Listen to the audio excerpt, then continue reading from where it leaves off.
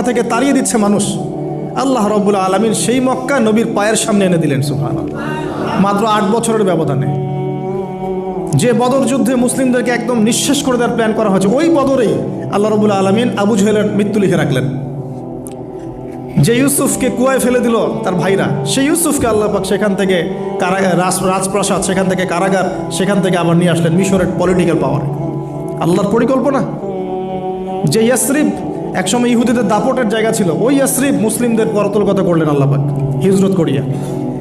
বাদশাহ নাজাশি আবিসিনিয়ায়, আমি তো মালয়েশিয়াকে একটা আবিসিনিয়া মনে করি, এখানে মাশাআল্লাহ এরকম পরিবেশ আছে, শান্তিপূর্ণ ইসলামী পরিবেশ। বাদশাহ নাজাশির এরকম পরিবেশ ছিল। বাদশাহ নাজাশি কিন্তু মুসলিম ছিল না, সে খ্রিস্টান ছিল। তারপরেও নবীজি বলতেন বাদশাহ নাজাশির রাজ্যে কেউ জুলুমের শিকার হয় না সুবহানাল্লাহ, যদিও সে মুসলিম ছিল না। ওখানে ইসলাম নিয়ে গেলেন আল্লাহ পাক, ওখান থেকে পুরো আফ্রিকায় ইসলাম ছড়িয়ে পড়লো সুবহানাল্লাহ।